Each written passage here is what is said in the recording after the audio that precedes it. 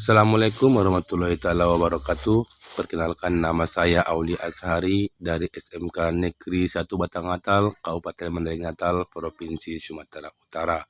Saya sebagai calon fasilitator daerah yang kemarin mengikuti bimbingan teknis di Kabupaten Tapanuli Tengah, tepatnya di Pia Hotel, Kota Pandan. Di sini saya akan melaksanakan OJL keempat sebagai pengimbasan atau pengimplementasian 7 jurus BK hebat bersama rekan sejawat. Dan kesempatan ini saya memilih jurus ketiga, tumbuhkan resiliensi. Sekian dari saya, salam sekolah hebat, salam 7 jurus BK hebat, salam BBKTK Sumatera Utara, salam pendidikan Indonesia. Assalamualaikum warahmatullahi taala wabarakatuh. Waalaikumsalam warahmatullahi wabarakatuh. Ya, mohon izin Bapak Ibu, sebelumnya di sini kami sedikit memakan waktu, bukan sedikit lagi, udah agak lama memang ya. Sedikit ulasan dari kami, beberapa minggu yang lalu kami diutus BIMTEK, bimbingan teknis melalui SMK Negeri 1 Batangatal dalam melaksanakan calon pasda bimbingan konseling fasilitator daerah dengan mengikuti ataupun mempelajari 7 jurus hebat, 7 jurus BK hebat. Yang pertama, kami pelajari implementasi pengenalan 7 jurus BK hebat itu untuk seluruh guru BK di seluruh wilayah 11 dan wilayah 10. Tepatnya kemarin kami mengadakan itu di Kabupaten Tapanuli Tengah, tepatnya di Kota Pandan. Ya, tapi di sini kami melakukan pengimbasan ataupun disebut dengan OJL, yaitu pengenalan 7 jurus BK hebat bagi guru non BK. Jadi di sini membuktikan bahwasanya 7 jurus BK hebat ini, yang pertama kenali potensi, yang kedua kelola emosi, yang ketiga membangun kolaborasi, dan yang keempat adalah menata situasi dan sebagainya. Untuk persingkat waktu, di sini pertama kami akan menampilkan jurus ketiga, yaitu tumbuhkan resiliensi. Di sini ada, karena kita bicara jurus, makanya kami paparkan beberapa tokoh yang melaksanakan jurus, yang mana mereka ini adalah menumbuhkan jurus ketiga, yaitu tumbuhkan resiliensi. Dan sebelum itu, seperti yang dibilang Ibu Nur Ainun tadi, mungkin sudah pada agak jenuh, saya akan membuat sebuah senam. Mungkin dengan senam ini seluruh anggota tubuh kita akan bergerak, dan mungkin dengan jurus ini akan kami pertontonkan supaya lebih mudah untuk diikuti.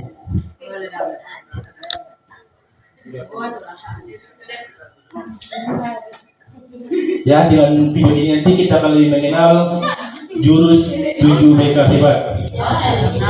Ya, Bapak Ibu mohon izin, mohon berdiri semuanya. Kita mengikuti jurus ini.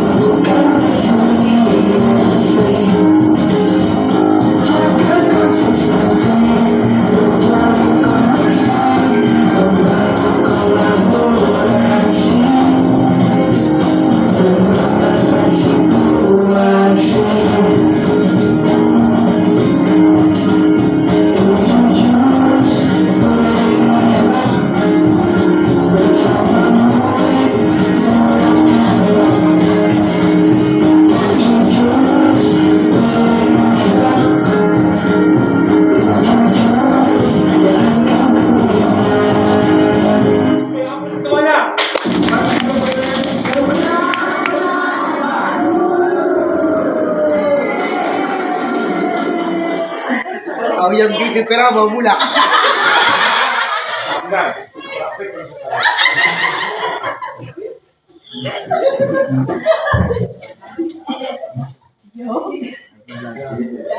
Oke, terima kasih partisipasinya di sini. Kembali kita kepada fokus pembahasan kita.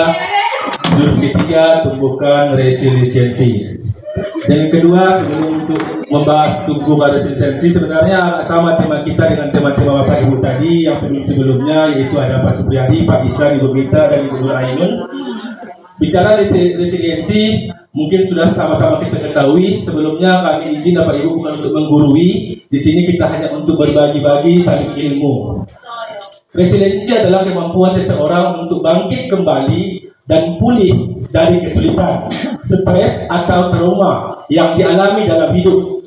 Ini adalah kemampuan untuk beradaptasi, bertahan, dan bahkan tumbuh lebih kuat setelah menghadapi tantangan. Mungkin yang sama dengan materi Pak Supriyadi tadi, bahwasanya seseorang itu ada saatnya itu ada down dan ada saatnya sangat semangat sekali.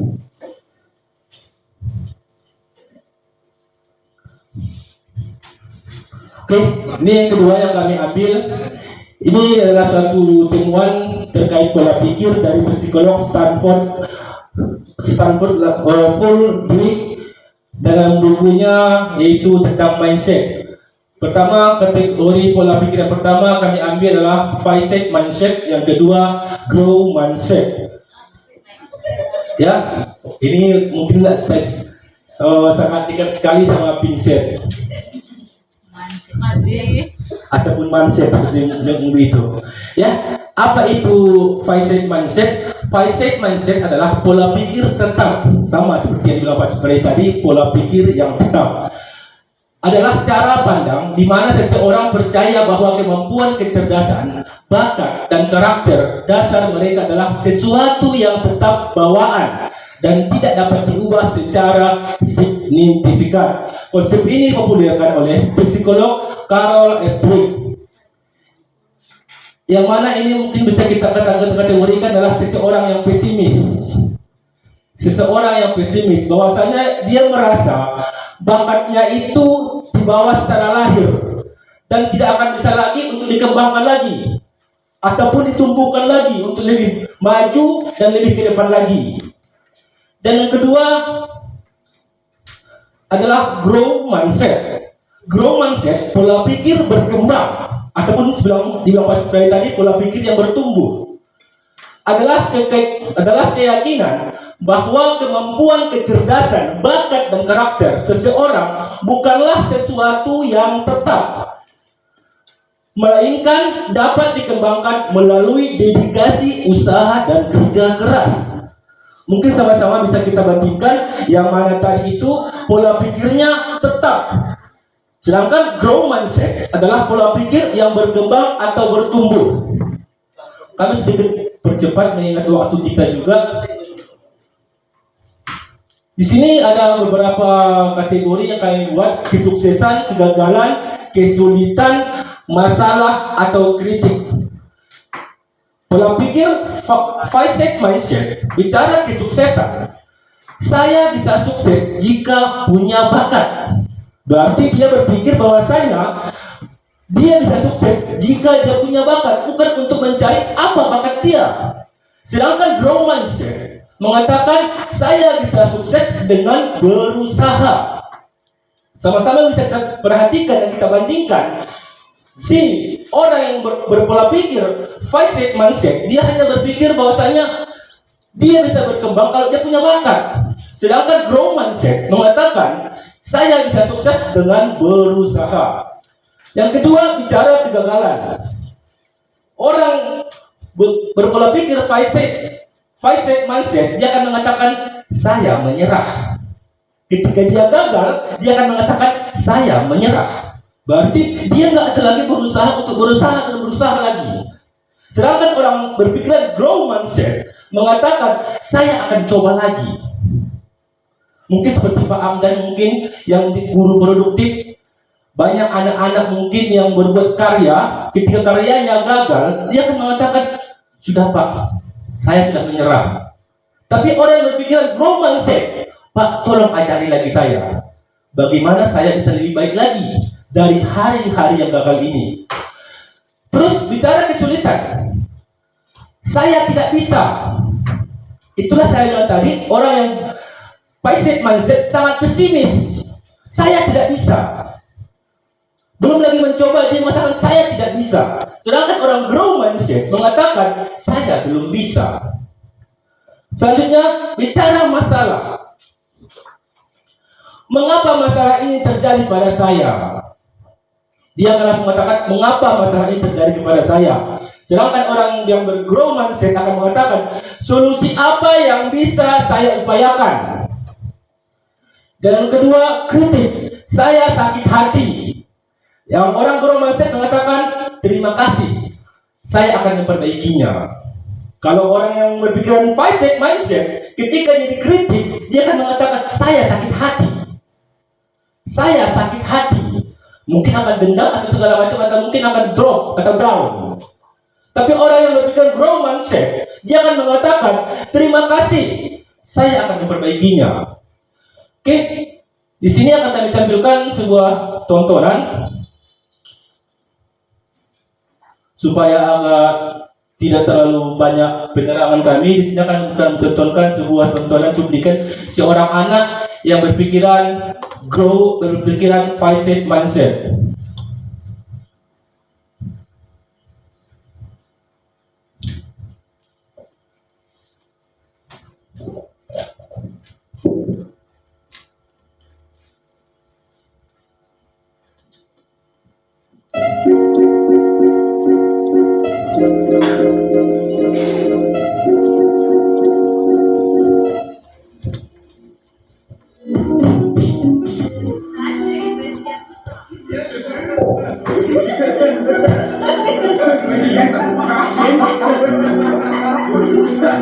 Seorang anak yang lagi galau dengan cerita dia bahwasanya keadaannya dikatakan jauh kategori miris atau tidak berada.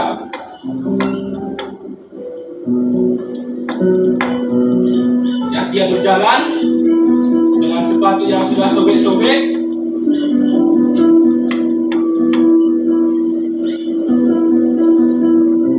Ya, sempat dia merenung di situ.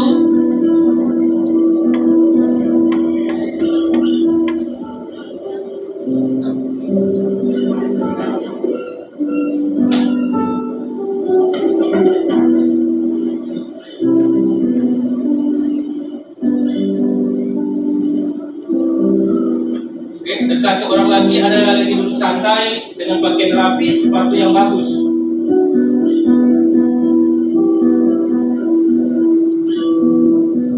Yang mereka ketemu,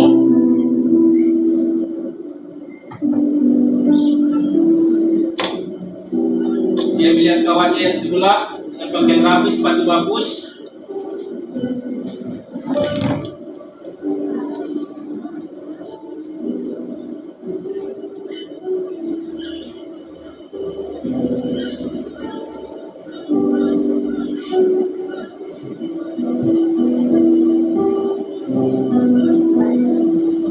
Di pohon ini dia akan tampak mindsetnya.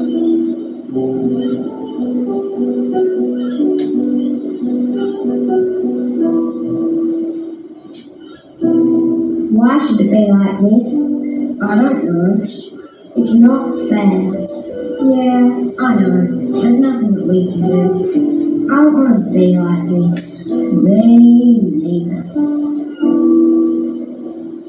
I wish I was like him. Dia berharap seperti kawan yang tadi.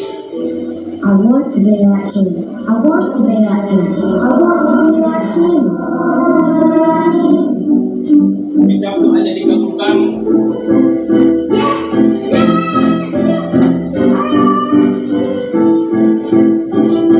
Ya, tiba-tiba kursi roda datang. Sorry to take so long, dear. Are you ready to go now?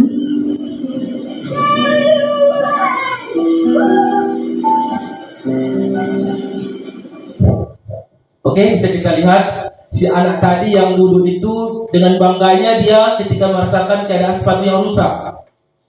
tetapi yang datang hanya penyesalan yang terlambat.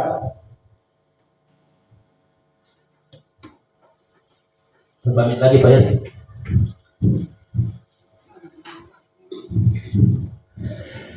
Ya, sedikit lagi ya Pak Ibu ya.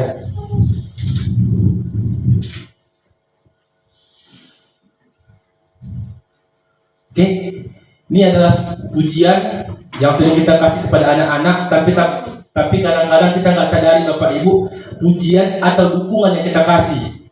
Kalau bicara pujian, mungkin Bapak Irman, guru bahasa Indonesia lebih mengerti. Pujian adalah penghargaan tulus terhadap keunggulan, kualitas atau prestasi yang sudah dicapai seseorang. Sedangkan dukungan adalah pernyataan atau tindakan yang memberikan kekuatan, keberanian, motivasi dan pendampingan kepada seseorang untuk menghadapi suatu tantangan atau melanjutkan usahanya. Oke, di sini ada beberapa kali tampilkan dua ataupun tabel pujian, phrase atau dukungan. Yang pertama, pujian yang sering kita ucapkan kepada siswa kita. Kamu hebat. Tetapi kalau dukungan, kamu sudah bekerja keras, kamu layak dapat prestasi itu. Sekarang seorang anak kita mendapatkan juara, kita mengatakan kamu hebat. Sedangkan kalau orang yang berpikiran memberikan dukungan, kamu sudah bekerja keras, kamu layak dapat prestasi itu. Sedangkan yang kedua, orang dewasa sebagai subjek. Ibu bapak bangga kepada kamu. Sedangkan anak sebagai subjek, kamu pasti bangga pada dirimu. Kita oper dukungan itu kepada dia. Jangan subjeknya kepada orang tua. Kalau subjeknya orang tua, yang muncul itu pasti orang tua. Ibu, bapak bangga pada kamu. Sedangkan kalau kita fokuskan objeknya kepada si anak, kita akan mengatakan kamu pasti bangga pada dirimu. Lanjut, orang dewasa sebagai yang mengontrol. Bapak ibu senang kamu mendengarkan nasihat kami. Ketika seorang anak mendengarkan nasihat kita dan dia melaksanakan nasihat itu, kita akan mengatakan tanpa sadari pujian, Bapak ibu senang kamu mau dengar nasihat kami. Tapi kalau kita memberikan dukungan kepada dia, ibu bapak percaya kamu bisa belajar dari kesalahan. Yang kedua, yang selanjutnya, fokus pada kesempurnaan hasil. Wah, suaramu merdu sekali. Kalau dukungan, kamu sudah berlatih sangat keras, kamu pasti bisa. Terus, pujian, menjadi takut berbuat salah. Kamu memang anak patuh, tidak pernah mengecewakan ibu. Sedangkan dukungan, kamu yang belajar sepeda pasti pernah jatuh. Ayo coba terus.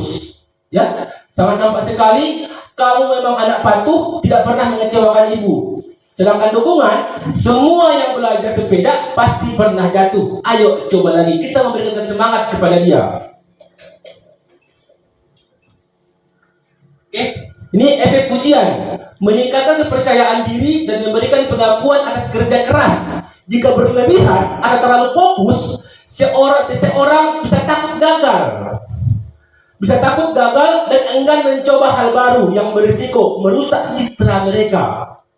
Kalau terlalu sering kita puji seorang anak, dia akan takut gagal, takut mengecewakan orang yang memuji dia. Karena selalu diberikan pujian. Kalau saya nanti gagal, mungkin ibu ini nggak senang lagi sama saya. Karena yang kita berikan pujian sama dia. Tapi coba seandainya kita berikan dukungan, memberi rasa aman untuk mencoba dan memotivasi untuk bangkit setelah kegagalan. Oke?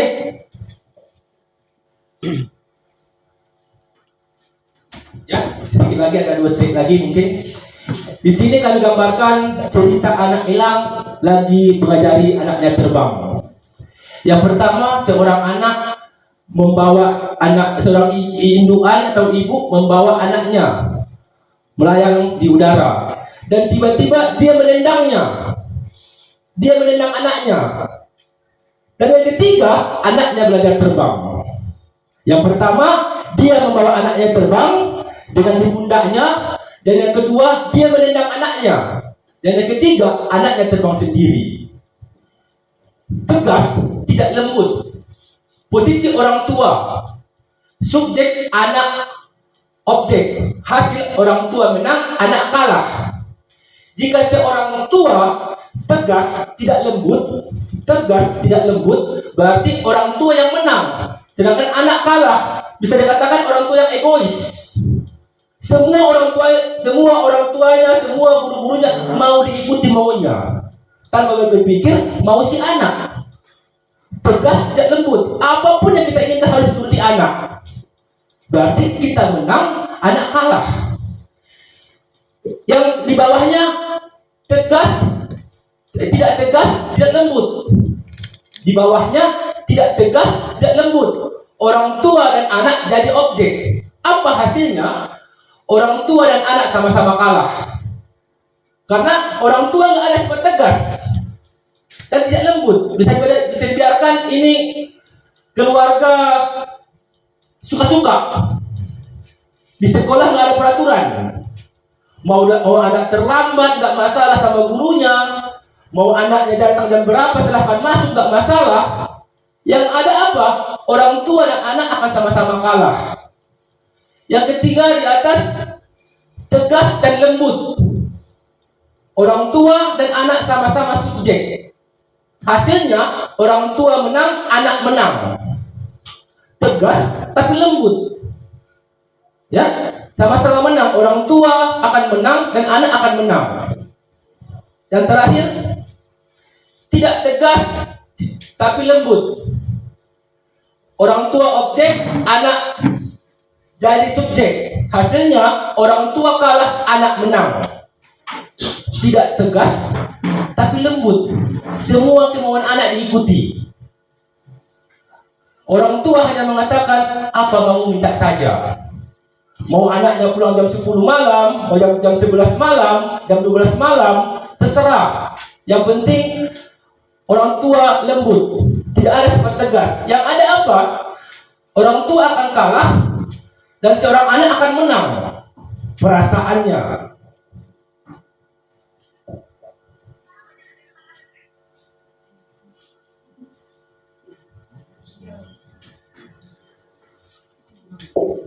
Oke,